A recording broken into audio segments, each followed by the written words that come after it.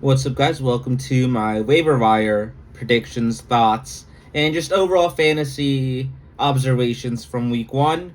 Obviously, most of this will be focused on the waiver wire because everybody has to pick up their guys tomorrow morning, so put them in tonight before you go to bed. But I think that we should get started with just like the major issues in fantasy football currently, and that is the three injuries.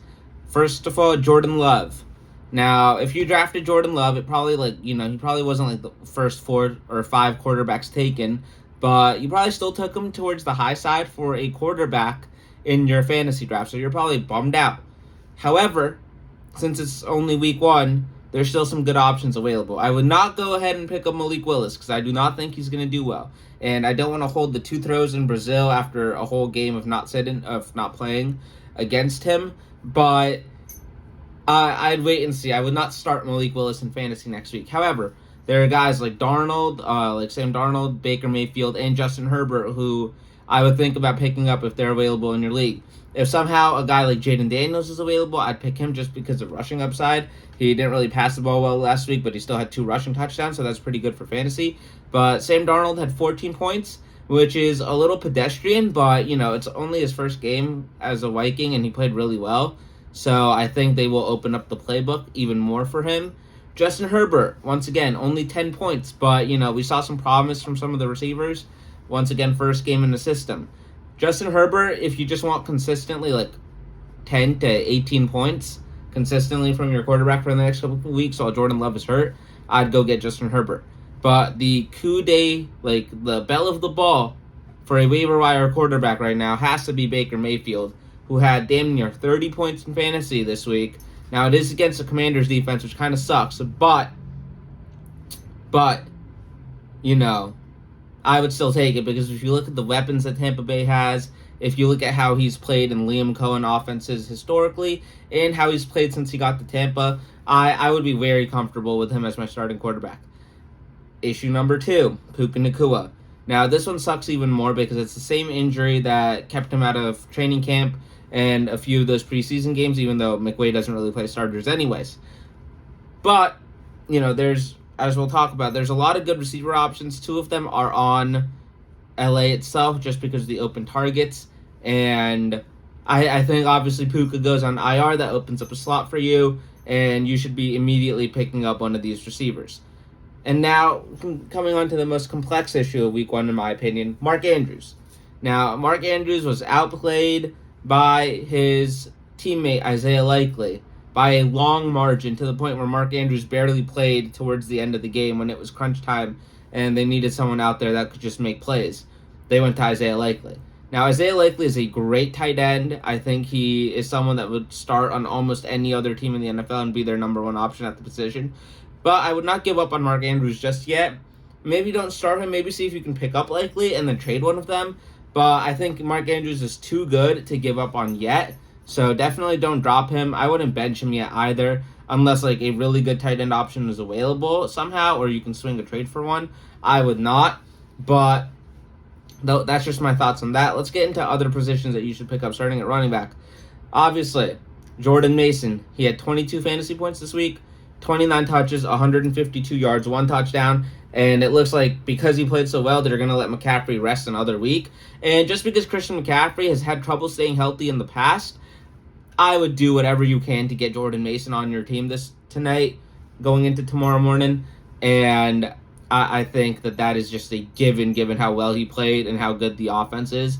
And they probably won't play a defense as good as the Jets, at least on paper, for the next couple of weeks either. So I highly recommend getting him. Other guys that look really good this week, in my opinion, Jaleel McLaughlin had 10 rushes and 5 catches. Now, that only amassed a 5.8 points because, the Broncos just did not have a good day offensively against the Seahawks defense. But that's still 15 touches for him. And none of the other Denver running backs did well, so he's still in prime position to take over the role as number 1 running back. So if I could pick him up, I would. Also, Bucky Irving, he had 11 touches for 76 yards.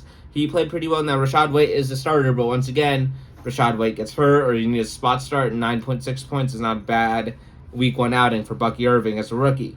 Lastly, Tank Bigsby had 7.3 points, only running the ball. He had 12 rushes. He had the same amount of rushes as Travis Etienne, and he had a better yard per carry average than Travis Etienne. So I would not be surprised if Etienne somehow loses his rushing role and becomes more of like a slot receiver hybrid type guy, because he has the capability of doing that because he's a really gifted athlete. But Tank Bigsby might just be a better rusher of the football, because the the Dolphins' defensive line is not like a garbage one. Calais Campbell's still good, and he was playing with his head on fire after once again the events of Sunday morning. But Tank Bigsby outside of Jordan Mason is probably the most encouraging pickup. Moving on to wide receiver, the two Rams guys, like I said, Demarcus Robinson and Tyler Johnson, they both got 7 targets. Robinson had 4 catches, 42 yards, 8 points. Tyler Johnson had 5 catches, 79 yards, and 12.9 points. Tyler Johnson had one of the biggest plays of the game, like yardage-wise. And I guess in the context of the game, it was a pretty big play as well. He caught a 5 to 10 yard ball and sprinted past everybody for 40 yards. So of those two, he would probably be my priority. But since they got equal targets in a game where Puka went out fairly early, I just pick up one, maybe even both if you possibly can, and see what happens there. Other guys, definitely try to pick up Greg Dortch if you want to improve receiver, because he had 8 targets, 6 catches, 47 yards, and 1 rush for 4 yards. And that's against a really good defense in week 1 for Kyler Murray and just the entire Cardinals offense. I think that will build. I think Greg Dortch is a really underrated football player, and he's also really fun to watch. So definitely pick him up. And then lastly, Rashid Shaheed, a guy that I actually told one of my buddies not to draft because I'm like, he seems to be like, that Deshaun Jackson later in his career role where he's kind of just like the deep threat guy. But 5 targets, 3 catches, 73 yards, and a touchdown. Who knows? Definitely that 16 points is worthy of being picked up by somebody. So I would explore that. Moving on to tight end, obviously Isaiah Likely, 9 catches on 12 targets, 111 yards, and a touchdown. Good for 26 fantasy points in PPR. I forgot to mention, but all of these points are PPR based. So definitely pick up Isaiah Likely, even if you don't have Mark Andrews or whatever else. Pick up Isaiah Likely because he balled out. Other tight ends on the Rams, another guy that should get more targets with Puka out, Colby Parkinson. 4 catches on 5 targets, 47 yards, 8.7 points total. Another guy that looked really good with the touches that he got. And then lastly, Noah Fant, who did not play very well.